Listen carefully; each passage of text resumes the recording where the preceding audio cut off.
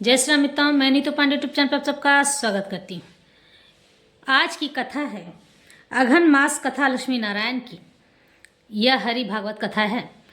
वैसे तो ये गुरुवार की कथा कही जाती है, लेकिन आपको मैं ये बता दूं कि लक्ष्मी को प्राप्त करने के लिए भगवान श्री हरि विष्णु का पूजन करना या गुरुवार का व्रत करना सर्वश्रेष्ठ माना जाता है। कहते हैं जिन लोगों के जीवन में धन धान्य की कमी होती है या फिर संतान की कमी होती है या किसी भी प्रकार की कोई कमी होती है तो उसे भगवान श्री हरि नारायण भगवान विष्णु पूर्ण कर देते हैं। और घर में स्थिर चित्त लक्ष्मी पाने के लिए मनुष्य को भगवान श्री हरि विष्णु का हमेशा ही यजन और पूजन करते रहना चाहिए, क्योंकि भगवान विष्णु ही लक्ष्मी चंचला को रोक सकते हैं और स्थिर चित्त लक्ष्मी भगवान विष्णु के कारण ही मनुष्य को प्रदान होती है। भगवान विष्णु हमें सर्वसमर्थ हैं सब चीज़ देने में। कहते हैं कि शिव जी को जो भजते हैं वो करोड़पति होते हैं और जो नारायण को भजते हैं रोड़पति होते हैं, लेकिन ऐसा नहीं है।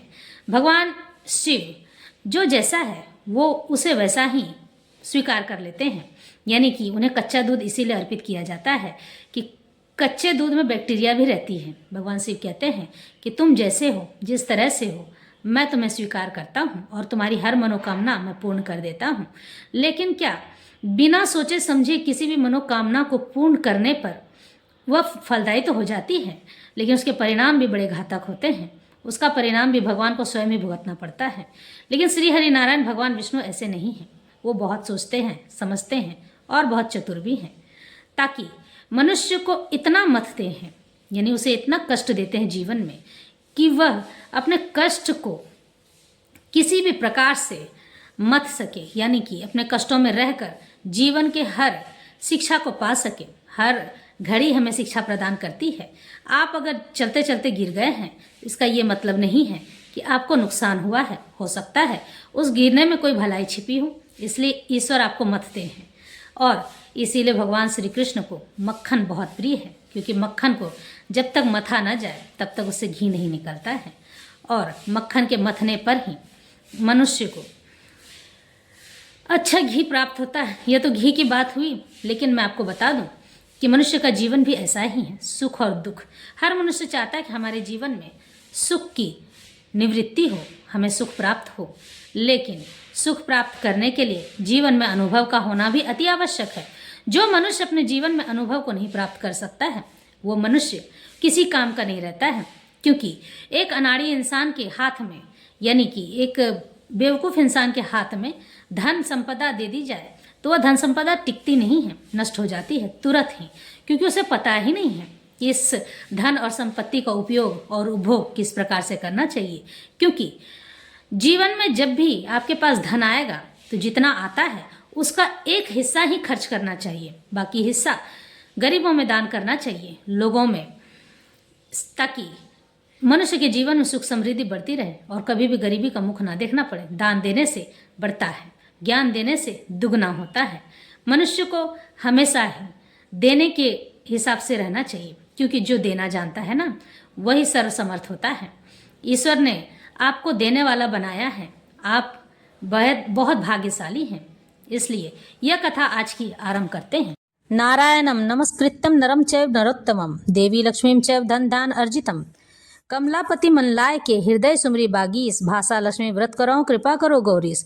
जय जगदम्बे शारदा जय गजबदन कृपालु यह पुराण भाषा बनो मोह पर होहु दयालु। भगवती लक्ष्मी की जय। लक्ष्मी श्रियम च कमलालयम च पद्मा रमाम नलिन युग्म च मोच श्रीरोजा अमृत कुंभ कराम मिराज विष्णु प्रियम इति सदा जयताम क सुखम। प्राचीन काल में एक ब्राह्मण रहा करता था। वह बहुत ही निर्धन था, उसको कोई भी संतान नहीं थी। उसकी स्त्री बहुत ही मलिनता के साथ रहा करती थी, यानी कि बड़े गंदे तरीके से। वह स्नान न करती थी, नहाती नहीं थी, किसी देवता का पूजन न करती। सुबह सवेरे उठते ही सबसे पहले भोजन कर लिया करती थी, बाद में कोई अन्य कार्य करती थी। इससे ब्राह्मण देवता बड़े ही दुखी रहते थे, बेचारे बहुत कुछ कहते थे, लेकिन उसका कोई परिणाम न निकला।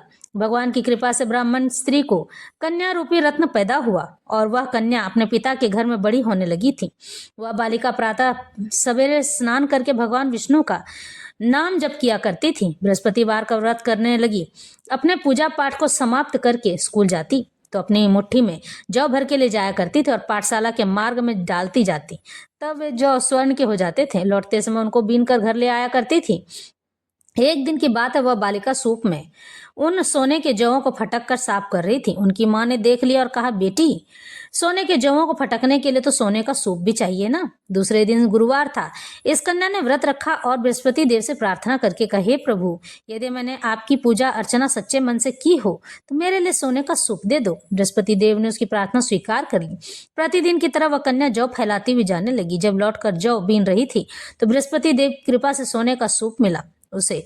वह घर ले आई और उससे जो साफ जौ करने लगी, परंतु उसकी माँ का वही ढंग रहा। एक दिन की बात है, वह कन्या सोने के सूप में जौ साफ कर रही थी।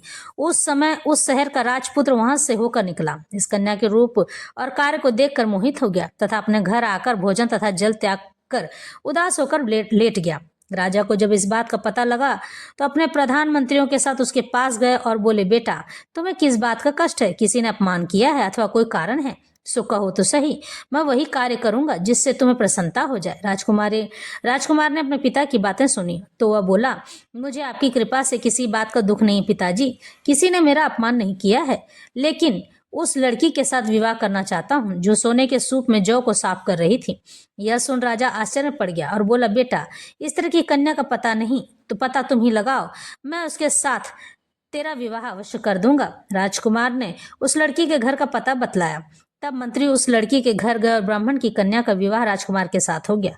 कन्या के घर से जाते ही पहले की भांति उस ब्राह्मण देवता के घर में गरीबी का निवास पुनः हो गया।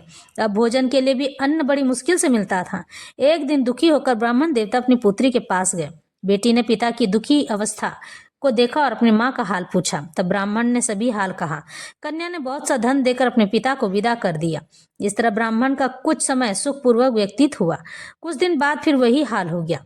ब्राह्मण फिर अपनी कन्या के यहाँ गया और सभी हाल कहा तो लड़की बोली, हे पिताजी, आप माताजी को यहाँ ले आओ, मैं उन्हें विधि बता दूंगी जिससे गरीबी दूर हो जाएगी। वह ब्राह्मण देवता अपनी स्त्री को साथ लेकर पहुंचे तो पुत्री अपनी माँ को समझाने लगी, हे माँ, तुम प्रातः काल उठकर प्रथम स्नान आदि करके विष्णु भगवान का पूजन यजन क्यों ना करती हो, तो सब दरिद्रता दूर हो जाएगी ना।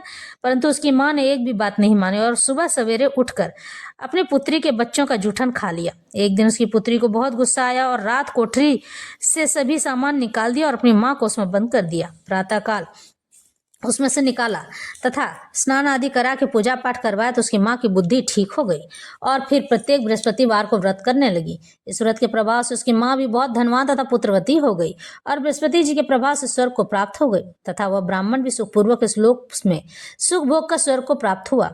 इस तरह कहानी कहकर साधु देवता वहां से अंतर्ध्यान हो गए। धीरे धीरे समय व्यतीत होने लगा। फिर वही बृहस्पतिवार का दिन आया। राजा जंगल से लकड़ी काटकर किसी शहर में बेचने गया था। उसे उस दिन और दिन से अधिक पैसा मिला। राजा ने चना गुड़ आदि लाकर बृहस्पतिवार का व्रत किया था। उस दिन से उसके सभी कलेश दूर हो गए थे। परंतु जब दोबारा गुरुवार का दिन आया तो बृहस्पतिवार का व्रत करना भूल गया। इस कारण बृहस्पति भगवान नाराज हो गए थे। एक दिन उस नगर के राजा ने विशाल यज्ञ का आयोजन किया था। शहर में यह घोषणा करा दी कि कोई भी मनुष्य अपने घर में भोजन न बनावे, न आग जलावे, सभी लोग मेरे यहाँ भोजन करने आएंगे। इस आज्ञा को जो न मानेगा उसके लिए फांसी की सजा दी जाएगी। इस तरह की घोषणा संपूर्ण नगर में करवा दी गई। राजा की आज्ञा अनुसार शहर के सभी लोग भोजन करने गए, लेकिन लकड़हारा कुछ देर से पहुंचा, इसलिए राजा उसको अपने साथ घर ले गए और ले जाकर भोजन करा रहे थे। इतने में रानी की दृष्टि उस खूंटी पर पड़ी जिस पर उसका हार लटका हुआ था। वह वहां पर दिखाई नहीं दिया। रानी ने निश्चय किया कि मेरा हार इस मनुष्य ने चुरा लिया है। उसी समय पुलिस यानी कि अपने सेना को बुलवाकर उसको जेल खाने में डलवा दिया। जब राजा जेल खाने में पड़ गया और बहुत दुखी होकर विचार करने लगा कि न जाने कौन से पूर्व जन्म के कर्म से मेरे लिए बचा था ऐसा दुख प्राप्त हुआ और उसी साधु को याद करने लगा जो कि जंगल में मिला था। उसी समय तत्काल बृहस्पति देव साधु के रूप में प्रकट हो गए और उसकी दशा को देखकर कहने लगे, अरे मूर्ख, तूने भगवान बृहस्पति की कथा नहीं की, इस कारण तेरे लिए दुख प्राप्त हुआ है। अब चिंता मत कर, बृहस्पतिवार के दिन जेल खाने के दरवाजे पर तुम्हें 4 पैसा पड़े मिलेंगे। उनसे तो बृहस्पति देव की पूजा करना और तेरे सभी कष्ट दूर हो जाएंगे। उसके बाद बृहस्पतिवार के रोज उसे 4 पैसे मिले। राजा ने कथा कही। उसी रात्रि को बृहस्पति देव ने उस नगर के राजा को स्वप्न में कहा, हे राजा, तुमने जिस आदमी को जेल खाने में बंद कर दिया है वह निर्दोष है, वह राजा है, उसे छोड़ देना। रानी का हार उसी खूंटी पर लटका हुआ है, अगर तू ऐसा नहीं करेगा तो मैं तेरे राज्य को अभी नष्ट कर दूंगा। इस तरह के रात्रि में स्वप्न को देख राजा प्रातः काल उठा और खूंटी पर हार देखकर लकड़हारे को बुलाकर क्षमा मांगी तथा राजा को योग्य सुंदर वस्त्र आभूषण देकर विदा किया तथा गुरुदेव की आज्ञा अनुसार राजा अपने नगर को चल दिया। राजा जब नगर के निकट पहुंचा तो उसे बड़ा ही आश्चर्य हुआ। नगर में पहले से अधिक बाग, तालाब और कुएं तथा बहुत सी धर्मशाला, बावड़ी, मंदिर आदि बने हुए थे। राजा ने पूछा कि यह किसका बाग और धर्मशाला है। तब नगर के सब लोग कहने लगे कि ये सब रानी और बांदी के हैं। तो राजा को आश्चर्य हुआ और गुस्सा भी आया। जब रानी ने यह खबर सुनी कि राजा आ रहे हैं तो उसने बांदी से कहा कि हे दासी, देख, राजा हमको कितनी बुरी हालत में छोड़ गए थे, वह हमारी ऐसी हालत देखकर लौट न जाए, इसलिए तू दरवाजे पर खड़ी हो जा। आज्ञा अनुसार दासी दरवाजे पर खड़ी हो गई और राजा आए तो उन्हें अपने साथ लिवा लाई। तब राजा ने क्रोध करके अपनी तलवार निकाली और पूछने लगे, बताओ कि यह धन तुम्हें कैसे प्राप्त हुआ है। तब उन्होंने कहा, हमें यह सब धन बृहस्पति देव के व्रत के प्रभाव से प्राप्त हुआ है। राजा ने निश्चय किया कि 7 रोज बाद तो अब सभी बृहस्पति देव का पूजन करते हैं, परंतु मैं रोजाना दिन में 3 बार कहानी कहा करूंगा तथा रोज व्रत किया करूंगा। अब हर समय राजा के दुपट्टे में चने की दाल बंधी रहती थी तथा दिन में 3 बार कहानी कहता था। एक दिन राजा ने विचार किया कि चलें अपनी बहन के यहाँ हो आवें। इस तरह निश्चय कर राजा घोड़े पर सवार हो अपनी बहन के यहाँ चलने लगा। मार्ग में उसने देखा कि कुछ आदमी एक मुर्दे को लिए जा रहे हैं। उन्हें रोककर राजा कहने लगा, अरे भाइयों, मेरे बृहस्पतिवार की कथा सुन लो। वे बोले, लो, हमारा तो आदमी मर गया है, इसको अपनी कथा की पड़ी है। परंतु कुछ आदमी बोले, अच्छा कहो, हम तुम्हारी कथा भी सुनेंगे। राजा ने दाल निकाली और जब कथा आधी हुई कि मुर्दा हिलने लग गया और जब कथा समाप्त हो गई तो राम राम करके वह मनुष्य खड़ा हो गया। आगे मार्ग में उसे एक किसान खेत में हल चलाता हुआ मिला। राजा ने उसे देखा और उसे बोला, अरे भैया, तुम मेरी बृहस्पतिवार की कथा सुन लो। किसान बोला, जब तक मैं तेरी कथा सुनूंगा तब तक 4 हरैया जोत लूंगा। जा अपनी कथा किसी और को सुनाना। इस तरह राजा आगे चलने लगा। राजा के हटते ही बैल पछाड़ खा गया, नीचे गिर गया तथा उसके पेट में बहुत जोर से दर्द होने लगा। उस समय उसकी माँ रोटी लेकर आई। उसने जब यह देखा कि अपने पुत्र से सब हाल पूछा और बेटे ने सभी हाल कह दिया तो बुढ़िया दौड़ी दौड़ी उस घुड़सवार के पास गई और उससे बोली, मैं तेरी कथा सुनूंगी, तू अपनी कथा मेरे खेत पर ही चलकर कहना। राजा ने बुढ़िया के खेत पर जाकर कथा कही, जिसके सुनते ही वह बैल खड़े हुए तथा किसान के पेट का दर्द बंद हो गया। राजा अपनी बहन के घर पहुंचा। बहन ने भाई की खूब मेहमानी की। दूसरे रोज प्रातः काल राजा जागा तो वह देखने लगा कि सब लोग भोजन कर रहे हैं। राजा ने अपनी बहन से कहा कि ऐसा कोई मनुष्य है जिसने भोजन नहीं किया हो, मेरे बृहस्पतिवार की कथा सुन ले।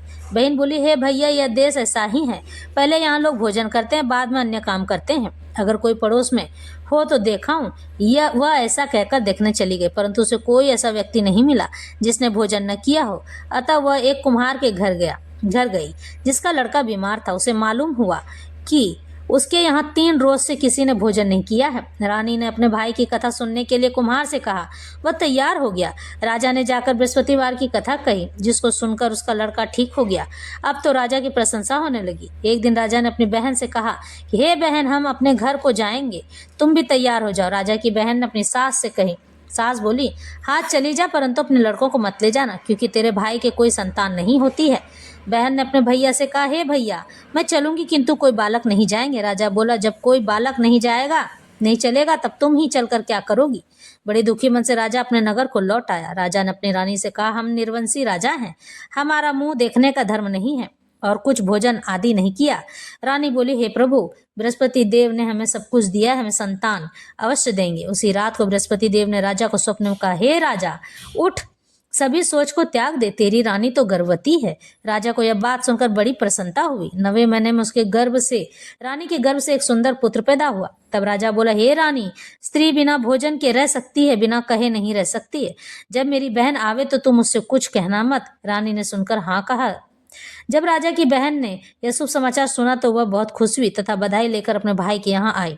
तभी रानी ने कहा, घोड़ा चढ़क कर तो नहीं आई, गधा चढ़ी आई। राजा की बहन बोली, भाई, मैं इस प्रकार न कहती तो तुम्हें संतान कैसे मिलते।